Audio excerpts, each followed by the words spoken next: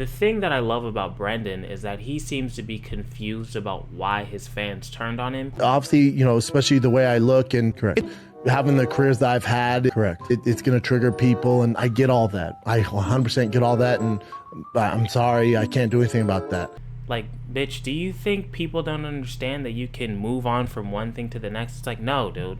People don't like you because you're shitty. People don't like you because you're unlikable. ¿Entiendes? So with all of this confusion I'm seeing from Brendan, because I'm an empath, I want to help him. I want to teach him why his fans turn on him. Why he is trash. Let's start with the most important thing, being a bad podcaster. Brendan, this is the thing you have to realize about yourself. You're not a good comedian and you are never a great fighter. So when your job is to do podcasts with other comedians and fighters, you need to realize that you are the least interesting person in the room. Your audience is not here for you necessarily.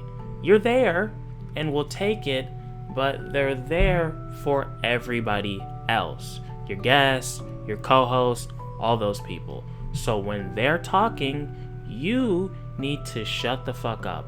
And you definitely shouldn't be cutting them off because one, it's rude, so don't do that. Let's say it goes how you think it's going to go. Khabib dominates. What's next? I'll tell you what I think. Go ahead. A Tony Ferguson. I don't think a Conor fight. 20 minutes. Yeah. And then you realize like that's not sustainable. I don't know if but that a ever sweet goes potato, away. you're like learning how to. I don't know if it ever goes away. I always have it. It's just controlling the monster. Like the chip on my shoulder. And two, as an audience member, it's like, okay, we're here for this guy. This guy's saying things that we like. It's all good. But then this dumb fuck keeps interrupting him and stopping the funny. It's like a faucet of entertainment. And every time you talk, you turn the faucet off. And that makes your audience annoyed and eventually angry. So, I'm not your daddy, but just a suggestion, maybe stop cutting people off, because I would think you're trying to make the best content possible, right? Like, I wouldn't imagine that all these podcasts are like a sad need to fill your pathetic ego and you're just begging for attention from the world, right? Like, that's not what this is. So if you're trying to make the best content possible, then you should get out of your own way, stop cutting people off, and shut up. And if at any time I'm talking too fast, feel free to hit the little setting button right there and play it at 75% speed, because I want to see you win. I promise you. You're just a hater. You know nothing about Brendan and his beast of a work ethic. Where is this voice coming from? You're just mad because he's way cooler than you and pulls way more hoes than you. He's got sick-ass tattoos and everyone in the comedy community loves and respects him. Gringo Papi is the best comedy special of all time. Brendan's got dope foreign whips and a baller-ass mansion and you've got a mom's basement. Virgin loser-ass nigga, you ain't shit. I don't know if you could hear these voices too, but some of that stuff is fair, right? Okay, with all that being said, let's move on to number 2. Brendan being a thin-skinned hypocrite.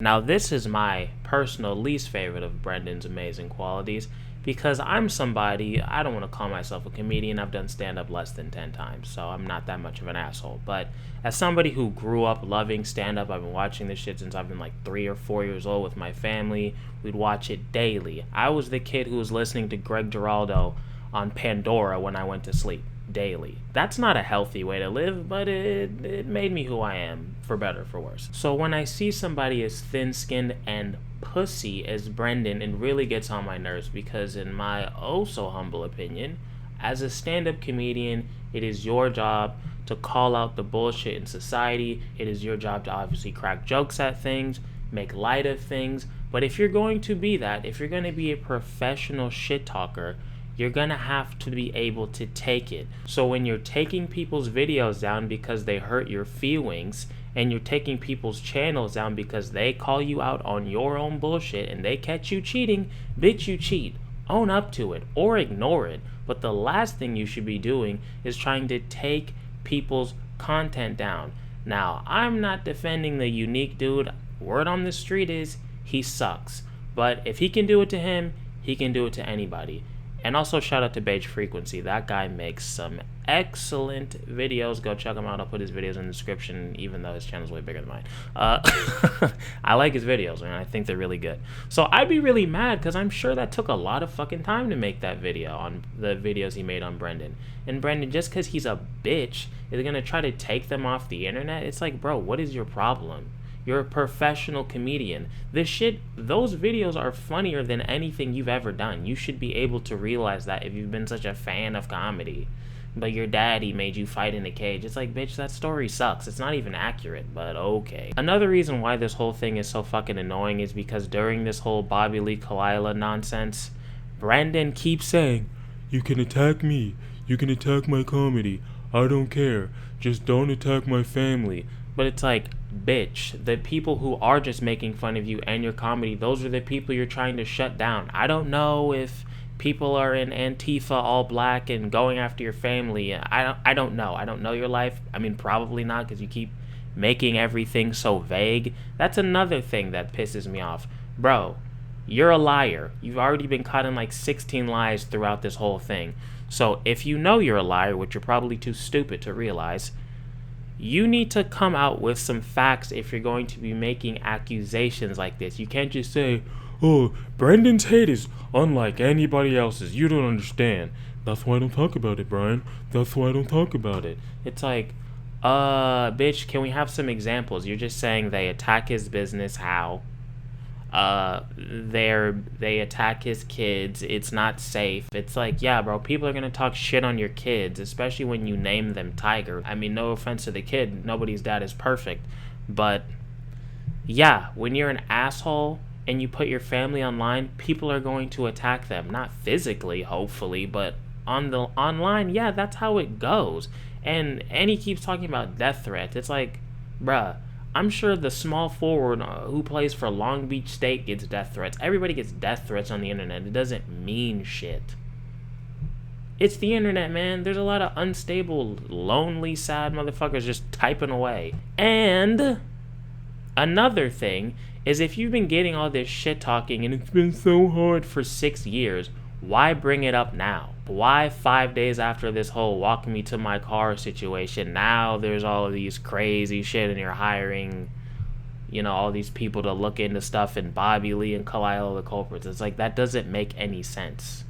It makes a lot more sense that somebody said something you didn't like that was true again, and you did everything you could to shut it down because you're a thin-skinned, hypocritical little bitch. So, and own that. That's just the truth. Put your heart on your chest and feel it, because it's accurate. If you're going to be able to dish it out, you have to be able to take it. Because I watched your shitty ass special, and to me, it just looked like an asshole shitting on his wife for 35 minutes for being Mexican. So, but that's just me. And to make things even worse for Brendan, he's constantly stealing from everybody around him. Joe Rogan's laugh.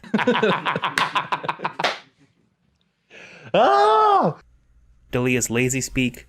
Hey, photographers, you blockbuster. You talking about Chuck Congo. He's Chuck Congo. Yeah. He got clipped. He took him down. Yeah. Wore him out. Sometimes he'll just jack specific lines. That's an oversimplification. Is it though?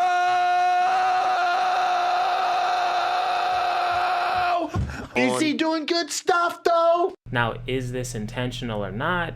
I don't know, but it doesn't really matter, because if you're on a podcast and you're always taking shit from the funnier people around you, that makes you shitty. It makes you double shitty when you're trying to shut down people for stealing your content, even though they're using it fairly with fair use, while you're stealing from other people.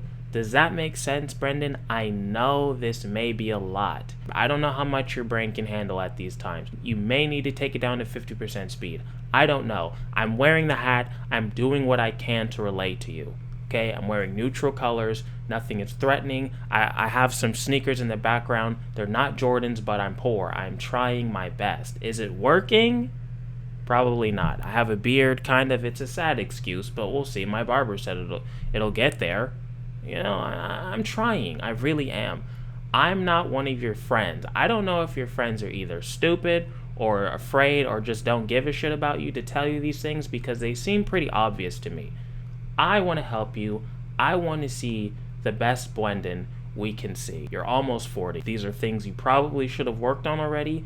I'm 26 and I see them. I don't really know how that's possible, but you know, we're not all built the same. You're better at some things. I'm better at some things. That's just how life works. So if I can give you this info, God bless. A gift from me to you.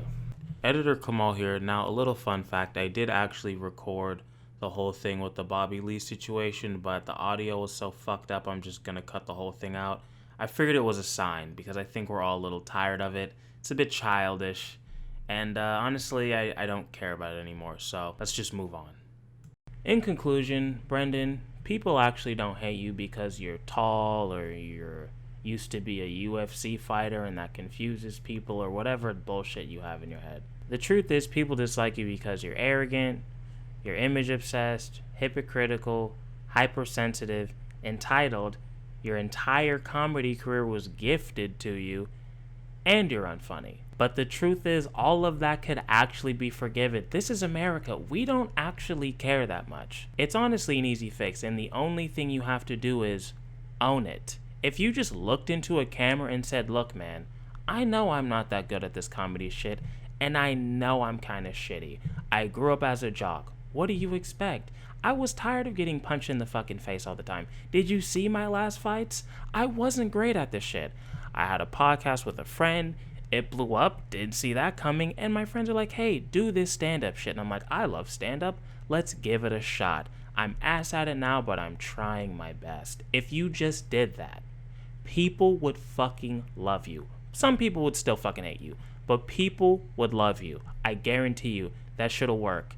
So, are you going to do that? Probably not, because you probably would have done it by now. But, you know, take that information and do with it what you choose to. Good luck on your anime redemption arc. That'll probably never happen. And to the good people still watching this, I appreciate you. You are better than Brendan Schaub, believe it or not. Again, put your hand on your chest and own it, because that's the truth. And I'll see you guys in the next one. Peace.